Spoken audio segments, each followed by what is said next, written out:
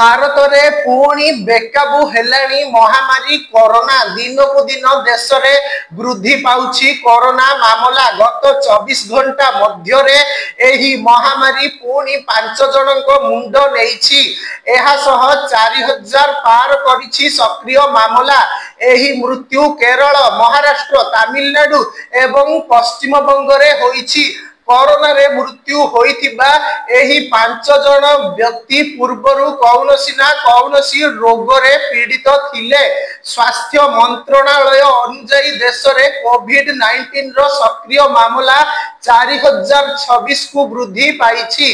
महाराष्ट्र रे कोविड-19 रो 59टी नुआ मामला सामना को आसीछि, जहा मध्यरु 20टी केवल मुंबई रो। महाराष्ट्र रे 800 पार। चलित वर्ष जानुआरी मासरु महाराष्ट्र रे संक्रमितों संख्या 873 को वृद्धि पाइछि। पश्चिम बंग रे 84टी नुआ कोरोना मामला रिपोर्ट होइछि। सेहिपरि चिकित्साधीन रोगी संख्या 331 रे पहुंची। कर्नाटक रे 87टी नूतन कोविड-19 मामला रिपोर्ट होइछि, जहा फल रे राज्य रे रोगी संख्या 311 को वृद्धि पाइछि। 24 घंटा रे 5 मृत्यु।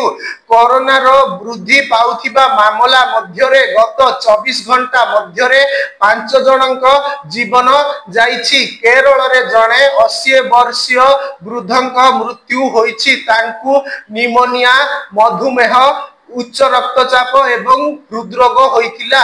महाराष्ट्र रे 70 एवं 73 वर्षीय 2 जन महिला मृत्यु होइछि।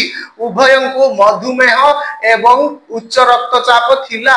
तमिलनाडु रे जणे 69 वर्षीय महिला मृत्युवरण करिसंती। तांकु टाइप 2 मधुमेह एवं पार्किंस रोग होइतिला। पश्चिम बंग रे जणे 43 वर्षीय महिला मृत्युवरण करिसंती। तांकर acute coronary syndrome, septic shock एवं एक्यूट किडनी रोग होइतिला। पूर्वरु दिल्ली रे मध्य जणे 60 वर्षीय महिला मृत्युवरण करिथिले। से अंतनली रोग रे पीड़ित थिले, पर से कोविड रे संक्रमित होइथिले।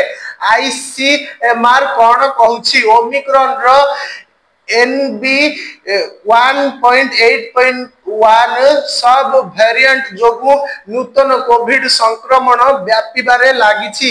ए नै आईसीएमआर कहिछि जे एही स्ट्रेन द्रुत गति रे व्यापी थाए, किंतु एही रोग सेते भयंकर नुहे।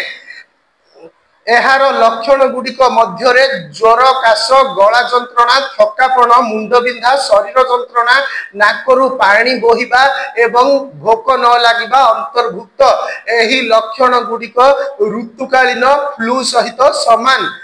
सरकार सजाग। एही समय रे जेउ माने कोरोना टीका नेई नाहंती सेमाने टीका नेबा जरूरी। कोरोना मामला वृद्धि सत्वे स्वास्थ्य अधिकारी माने लोकन को भयभीत न हेबाकू निवेदन करिसंती। केंद्र एवं राज्य सरकार सतर्कता मूलक पदक्षेप वृद्धि करिसंती। हॉस्पिटल गुडी को सतर्क रखा जाइछि। हॉस्पिटल रे अधिक बेड उपलब्ध करिबा एवं ऑक्सीजन सिलिंडर एवं अन्यान्य जरूरीकालीन जिनिस मौजूद रखा जाउछि। केंद्र मंत्री जाधव कौन कहिले? केंद्र स्वास्थ्य राष्ट्र मंत्री प्रताप राव जाधव कहिसंती जे केंद्र जे कोनोसी कोविड-19 जरूरी कालीन परिस्थितिर मुकाबिला पई संपूर्ण प्रस्तुत। से कहिसंती जे पूर्व लहरी समय रे सृष्टि होइतिबा स्वास्थ्य भित्तिभूमि जेपरि कि अम्लजान उत्पादन प्लांट एवं आईसीयू सज्जा समीक्षा को सुदृढ़ करा जाइछि।